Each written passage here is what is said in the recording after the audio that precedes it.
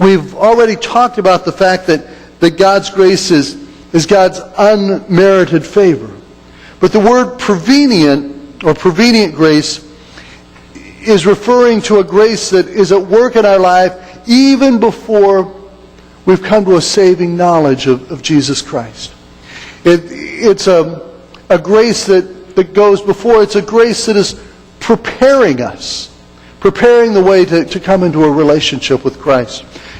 John Wesley, when he was a child growing up in a parsonage with his family, the parsonage caught on fire one day, and Wesley was caught in the second story, and a neighbor came and rescued him from the second story of the house. And as Wesley talks about that, or as he reflects on that time of their home burning, Wesley doesn't say, well, he was just lucky that someone saved him.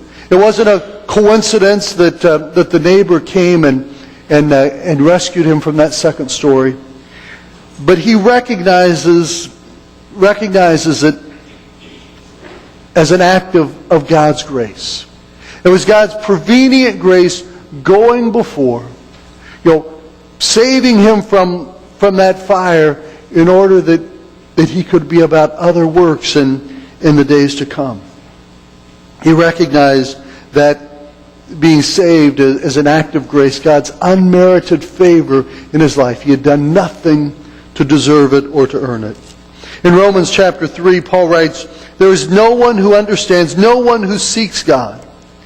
If there is no one who seeks God, then how does anyone ever become a Christian?" The only way that ever happens is by God's grace. We do not have a natural tendency to seek God. And so it is even by His grace that He plants that yearning within our heart, that longing to reach out to Him. One of the ways that God's prevenient grace works in our life is through our conscience, through knowing the difference between right and wrong. But even if we know the difference between right and wrong, we still must decide, we still must choose which will we embrace. Prevenient grace is the grace which keeps us from totally destroying our lives.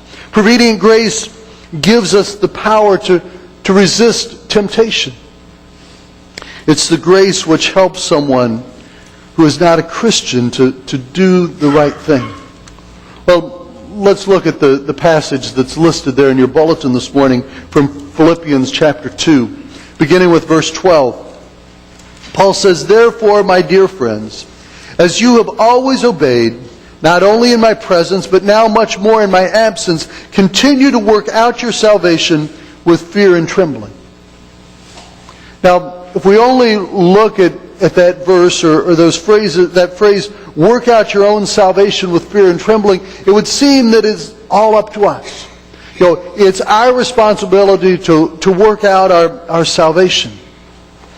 But as we go on in verse 13, he says, "For it is God who works in you to will and to act according to His good purpose." In the process of us trying to work out our own salvation, it is God who will be at work in your life. It is God who will guide you according to His good purpose.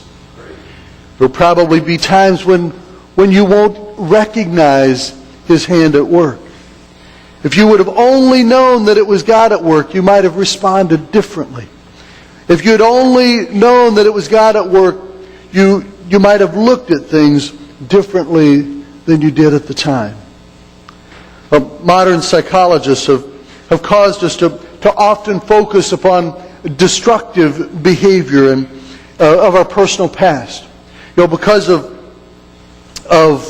traumas and tragedies and failures and frustrations, and we say that's the reason for all of our present problems.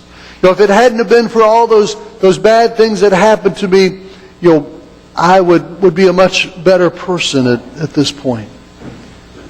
But could it be that through our past struggles, God is shaping us for who it is that He wants us to be?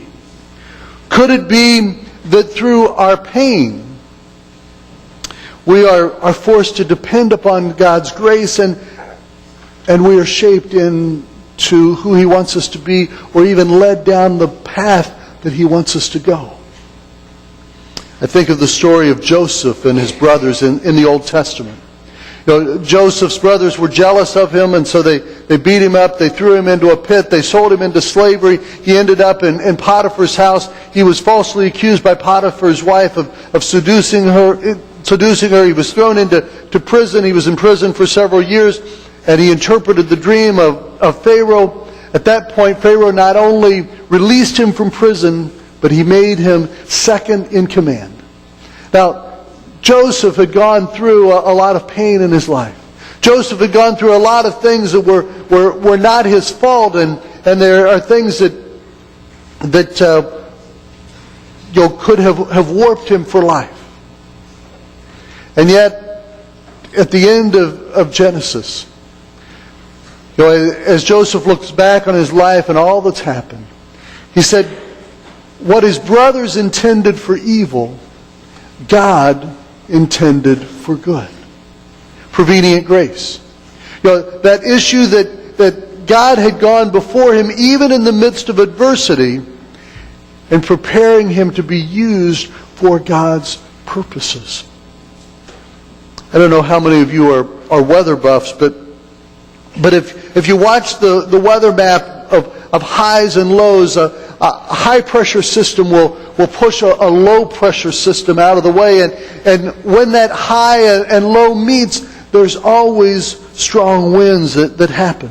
Winds that blow from the high pressure to the low pressure. Grace works in a similar way. Grace flows from God's high to our lows. I think that concept is neat.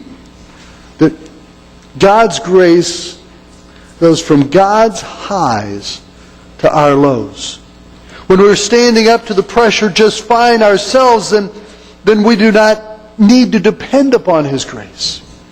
But when we are faced with struggles, when we are faced with lows in life, in the midst of our weakness, then His grace comes blowing into our lives. Someone's described it by saying that we can always find God when we're at the end of our rope. In 1 Corinthians chapter 15, Paul writes, "For I am the least of the apostles and do not even deserve to be called an apostle, because I persecuted the church of God." Before Paul came to know Christ, Christ was Paul's enemy. It was an issue that Paul, then known as Saul, was trying to silence. The church was trying to eradicate the message. But in the midst of his destructive pursuits, God was still pursuing him. Paul goes on, "By the grace of God I am what I am, and His grace to me was not without effect. No, I worked harder than all of them, yet not I, but the grace of God that was with me." Even as Paul was trying to destroy the church, even as he was going against God's desires in his life, God's grace was at work in him. That grace which was at work in Paul even before his conversion is that grace called prevenient grace. God's grace at work even before Paul acknowledged a walk with Him. Now, there are two important things that I wanted you to see about grace which was at work in Paul's life. First of all, God does what He does by His grace. If God would have treated Paul as he deserved, if God would have treated Paul with justice, He'd have done him in. He would have gotten rid of him. But God does what He does by His grace. And so even in the midst of Paul's rebellion, even in the midst of Paul trying to silence the message of Christ, God was still at work in his life. God was still drawing Paul unto Himself. Instead of striking Paul dead, He struck him blind, and in his blindness, in his state of helplessness, then Jesus revealed Himself to Paul, and he came to a knowledge of saving grace.